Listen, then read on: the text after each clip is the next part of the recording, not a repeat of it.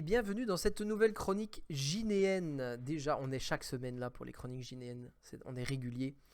La semaine passée, on parlait du duché de Rada, la naissance du duché de Rada avec le voyage de la tribu de Radaka et comment elle s'était installée dans la Grande Plaine. Aujourd'hui, on va parler d'un duché suivant. Du duché suivant, je vous avais dit, il y en avait 3, donc ce qui vous promet encore au moins une vidéo après celle-ci. Et aujourd'hui, on va parler de l'ENA. Alors, l'ENA, qui c'est, outre être une école à Paris pour des gens douteux, c'est aussi, l'ENA, c'était une chef de tribu qui était dans le cœur. Alors, on replace rapidement le contexte. Les humains sont apparus dans la zone du cœur, qui est donc, sur la carte, c'est la partie désertique, c'est la partie en jaune. Hélas, le cœur est en deux parties. Il y a l'étendue émeraude au nord de la faille. La faille, c'est le grand fleuve. Les humains sont apparus dans la partie sud du cœur, qui maintenant, hélas, suite au bannissement et à la désertification de la région, est devenu le désert de Gorun pour la grande partie. Et hélas, ça devient un peu chaud, parce que c'est un désert, de vivre là-bas, et donc les humains sont en pleine réorganisation, on va dire ça comme ça. Et parmi eux, il y a un petit chef qui s'appelle Ouoros, le roi des humains, enfin le chef d'une tribu, qui a décidé d'unir tout le monde sous la même bannière. Et certains à qui ça plaît, et il y en a d'autres à qui ça plaît moins. Et en l'occurrence, il y avait Radaka qui avait décidé de ne pas s'unir à Ouoros et qui était parti dans le nord avec Urion. Ça, je vous renvoie à la précédente vidéo. Évidemment, tout est écrit, tout est expliqué là. Aujourd'hui, on va parler donc de Lena. Lena, qui c'est? Lena, c'est une chef de tribu c'est la chef de plusieurs tribus, mais plusieurs tribus qui ont un passé très lourd, qui étaient les tribus qui étaient soumises à Yorek. Alors, qui est Yorek? Merci de poser la question. Glad you ask.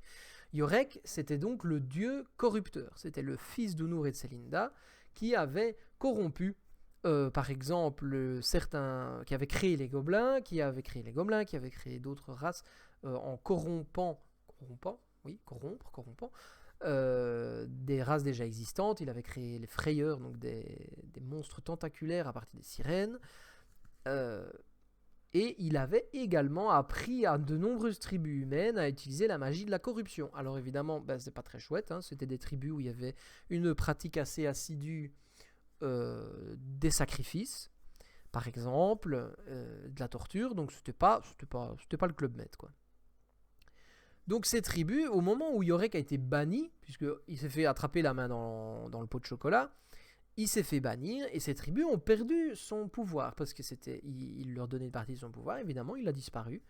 Eh bien, pas de bras, pas de chocolat, ils n'ont plus de pouvoir. Alors bon, ils ont gardé leur influence, il y a quand même des réminiscences de ce pouvoir, mais ils sont plus aussi puissants que ce qu'avant, ces sorciers. Et ça, Lena, une jeune femme qui vivait par là et qui était opprimée, a bien compris qu'il y avait une chance à prendre, et elle a organisé une rébellion au sein de ses tribus pour renverser les sorciers, et ça a marché.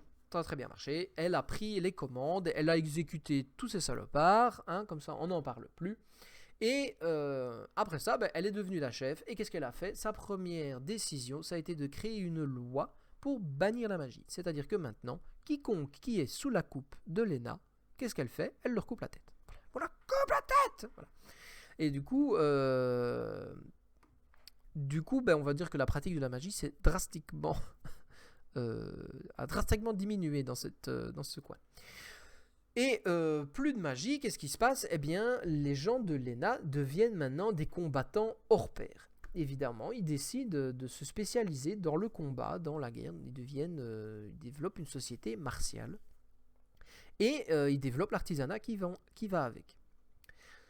Cependant, vient le moment où Euros décide de prêter attention à ces tribus et décide d'arriver, de dire, bon les gars, écoutez, ici, je suis en train de rassembler les tribus humaines dans mon giron, qu'est-ce que vous faites?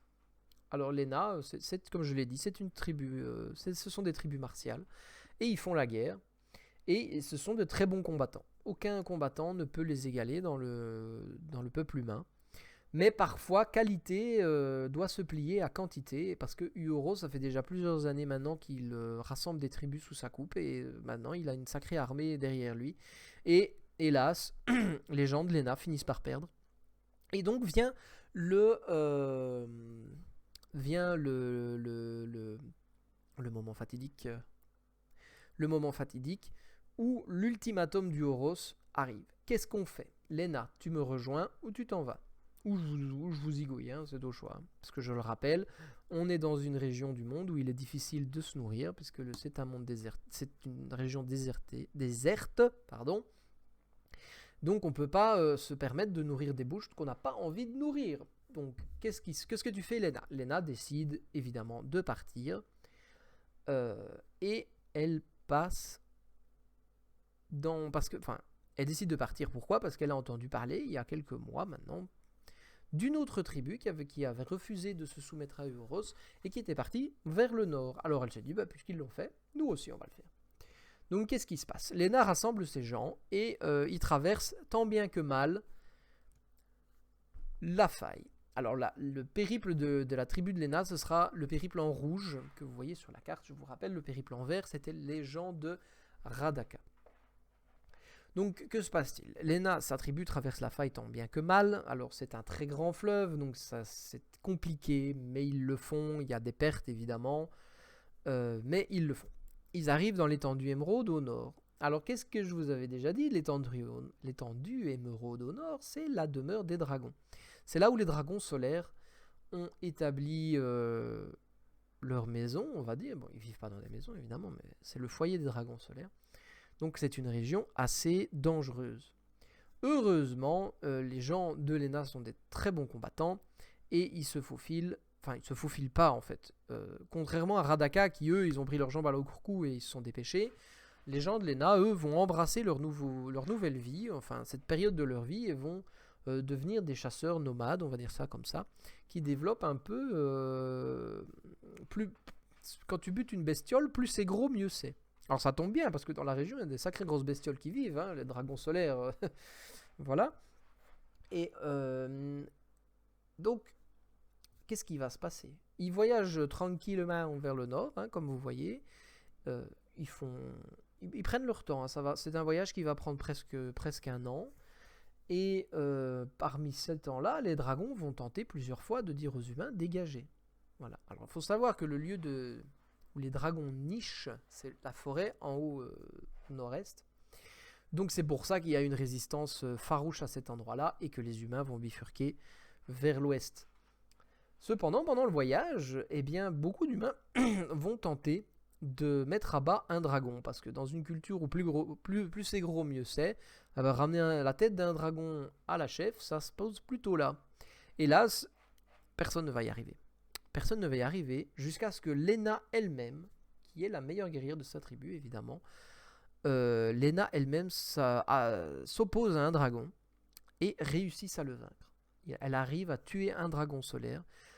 C'est un fait unique qui n'arrivera plus jamais dans l'histoire humaine. Elle est la seule humaine à avoir réussi à tuer un dragon. Elle n'a pas dû être toute seule, évidemment, mais c'est elle qui a mené la chariote pour le tuer. Donc, on en est là maintenant. Les humains de Lena bifurquent vers l'ouest et arrivent dans cette vallée enclavée qui est entre la Grande Plaine et l'étendue émeraude.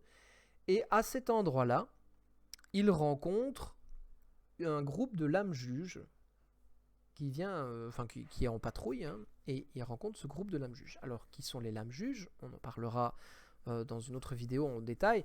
Les lames-juges, c'est donc cet ordre de gardiens de la paix et de la justice créé par Elior, le dieu de la justice.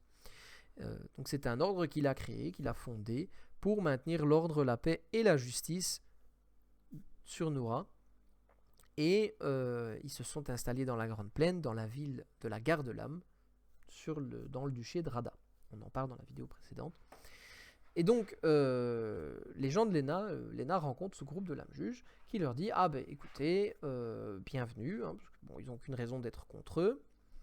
Bienvenue, là-bas, si vous continuez vers l'ouest, vous arriverez dans la Grande Plaine, vous êtes les bienvenus, mais on vous avertit, les gens de la Grande Plaine vivent en paix, et il faut que ça le reste.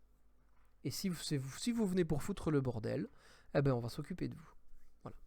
Donc ils insistent énormément là-dessus, puisque comme je l'ai dit la dernière fois, enfin je le répète, dans la Grande Plaine, tout le monde s'entend. Quand les gens de Radaka sont arrivés, sous les ordres de Rodan, son fils, puisqu'elle était décédée pendant le voyage, ils se sont mis d'accord avec les dragons solaires de la Grande Plaine pour prendre leur territoire. Les dragons solaires ont dit oui, pas de problème, on s'en va, enfin pas de problème. Je renvoie à la vidéo de la semaine passée, enfin la précédente vidéo.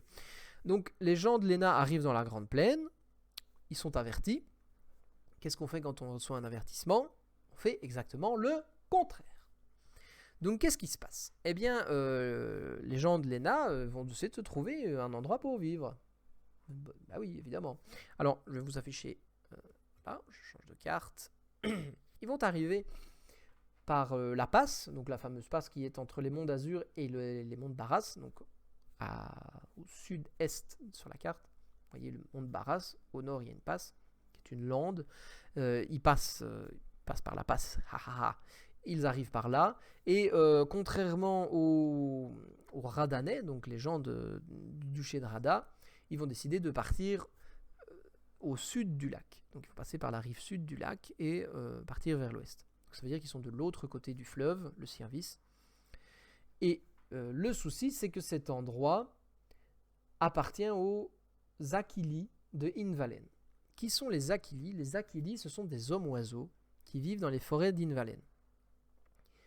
Ce sont des tailles humaines, humanoïdes, mais avec la peau recouverte de plumes, avec un bec, etc. Ce sont des hommes-oiseaux. Et les Akili, ils sont pas super contents d'avoir quelqu'un qui vient frapper à leur porte. Alors, je vais remettre la carte précédente. Ils sont pas très contents d'avoir quelqu'un qui vient frapper à leur porte et qui vient prendre leur territoire. Et les Akili disent non, ici c'est chez nous, dégagez. Et les humains disent ah ben non, ça va être chez nous ici. Donc qu'est-ce qui se passe? Eh ben, ils se mettent sur la gueule. Alors les Akili, ce sont des maîtres du don du vent, ce qui est très pratique, mais hélas, ce qui ne fera pas l'affaire. Alors la guerre éclate entre les Akili et les humains de l'ENA. Les Oguns de Barras, alors qui sont les Oguns? On fait beaucoup de name dropping, je sais. Les Oguns de Barras, qui sont eux des êtres, on va dire de pierre, des humanoïdes de pierre, présents. Maintenant, on en parlera plus en détail, c'est très très compliqué. Les Oguns, c'est très compliqué. Mais en gros, ce sont des humanoïdes de pierre qui ont le don de la terre et qui aident les Akili. À combattre les humains, mais les gens de l'ENA prévalent et conquièrent une grande partie de la région. Alors, partie est, on va dire, est, centre, est de la région, que vous voyez sur la carte ici, qui est la Lénorie. Alors, on va un peu vite en besogne, mais on va expliquer un peu tout ça. Ils vont fonder, donc ils s'installent là jusqu'à la forêt, jusqu'au moyen de forêt. Alors, pourquoi il y a un moyen de forêt là? La Lénorie, au départ, enfin la région qui sera plus tard la Lénorie, c'est une région qui à la base était la forêt. La forêt d'Invalen remontait jusque là où les Lénoriens, donc les gens de Lénorie, ont fait un peu de place. Voilà. Ce qui a beaucoup plu aux Akili, évidemment. Alors donc, les humains gagnent la guerre face aux Akili. C'est une guerre de plusieurs semaines, plusieurs mois. Pas une année, quelques mois maximum, et ils revendiquent la région pour eux. Et ça, ça ne plaît pas beaucoup au lame juge qui leur avait dit si vous venez, vous tenez tranquille. Vous n'êtes pas tenu tranquille. Donc les lame juges, ils vont faire un peu comme quand vous payez pas votre loyer, vous recevez d'abord un premier recommandé, puis vous recevez un deuxième recommandé, puis vous recevez un troisième recommandé avec la visite du huissier. Et bien, à la visite du huissier, donc les Lénoriens, les gens de l'ENA se sont installés principalement dans la région centrale où il y a, c'est une région de collines, et il y a en particulier une très grande colline, et ils ont décidé de s'installer là et de fonder leur première ville à cet endroit-là. Donc là, quand les lames juges décident de venir dire aux Lénoriens maintenant ça suffit, il s'est déjà écoulé 1 an facilement depuis la fin de la guerre. Donc vraiment le système des recommandés tous les 3 mois, on va rester là-dessus. Donc à ce moment-là, il y avait également de la pression de la part des Achilles, hein, parce que les lames juges sont censés être ceux qui gardent la paix. On leur dit non mais maintenant faites votre boulot, quoi. Donc les lames juges arrivent, un petit groupe de lames juges arrive devant Léna et dit bon écoutez madame, vous avez refusé de rendre les terres des Achilles. Maintenant ça suffit. Maintenant on vous somme de rendre leurs terres, sinon on va venir et on va vous castagner. Et Léna, elle dit écoutez, chez mon peuple, on a une tradition. Donc dans les tribus de Léna, on a une tradition. C'est un duel d'honneur.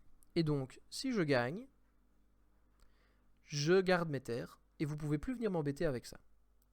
Par contre, si vous gagnez, eh bien, je rends les terres aux Achilles et on s'en va. Et on trouve un autre endroit où vivre.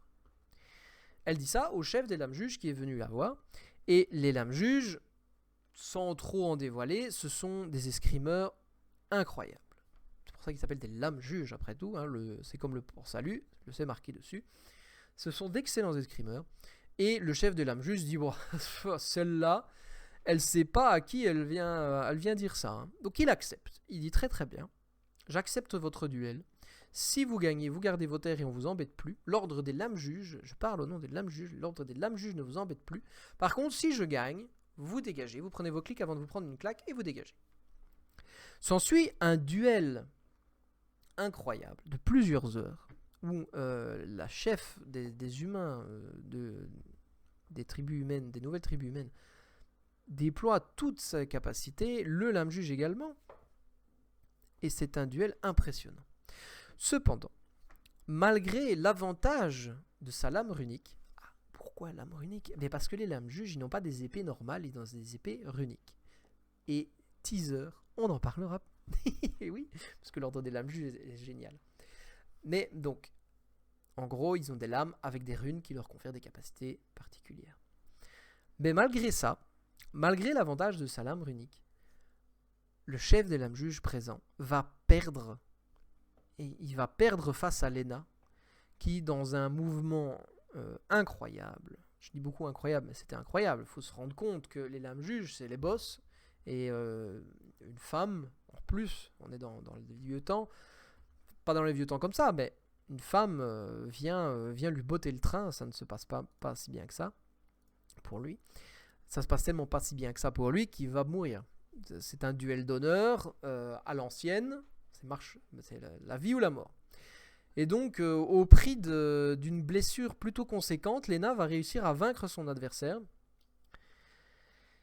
Et donc, les autres lames juges qui sont présents, qui étaient témoins, sont pas très enchantés par la chose. Déjà, de 1, il y a un des leurs qui vient de mourir, et ils peuvent rien faire contre ça.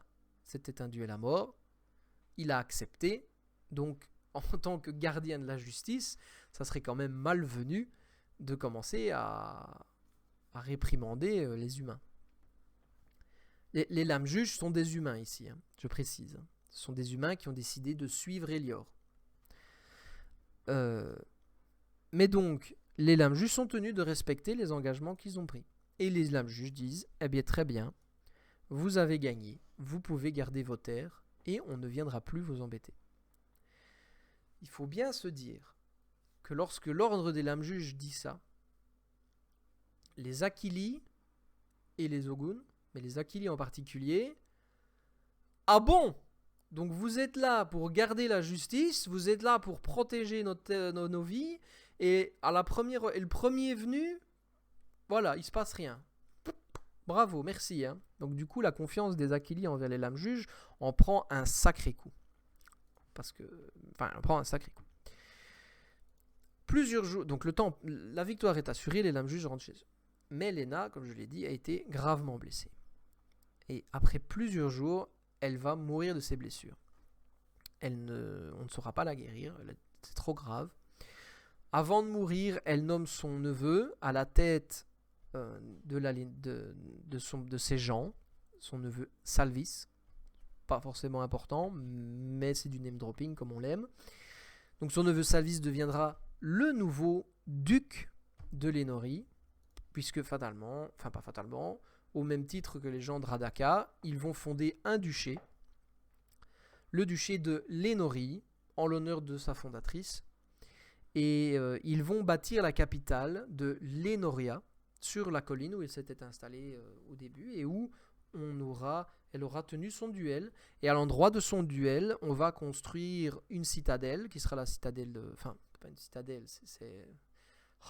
Lénoria est une ville fortifiée, c'est-à-dire que Lénoria, elle est sur une colline, donc elle est sur toute la colline, elle s'étend comme ça sur la colline, et autour de la colline, il y aura, avec le temps de la construction, une muraille, avec à l'intérieur une première partie de la ville, et sur la partie supérieure de la colline, il y aura une deuxième muraille qui va séparer la ville originelle. Je veux dire, la ville s'est construite au départ et a coulé comme ça.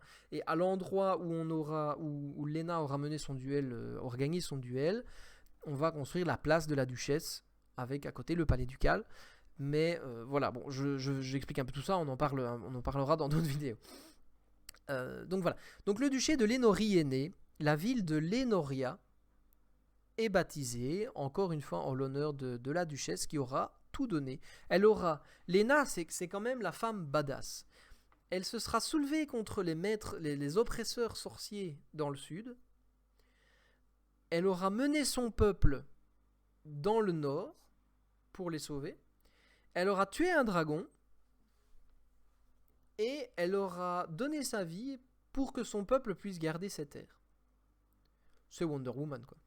C'était une femme incroyable.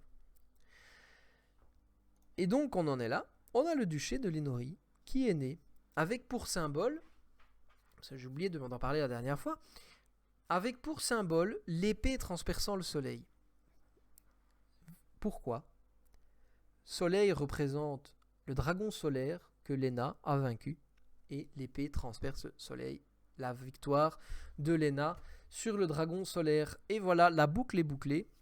Nous avons maintenant le duché de Rada avec la capitale de Gilberti, et nous avons le duché de Lénorie avec la capitale de Lénoria qui est au sud du Service. Maintenant, il y aura des conséquences évidemment, puisque les Ogun et les Akili vont prendre les Lénoriens vont mal les voir, ça va mal se mettre, et il y aura une constante, si pas guerre, il y aura une sorte de guerre froide entre les Akili et les Lénoriens constamment pour tenter de conquérir des terres ou pas.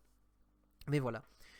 Voici comment le duché de Lénorie est apparu. J'espère que cette vidéo vous a plu. Si c'est le cas, n'hésitez pas à liker, n'hésitez pas à le partager. Peut-être que vous connaissez des gens que ce genre de contenu peut intéresser.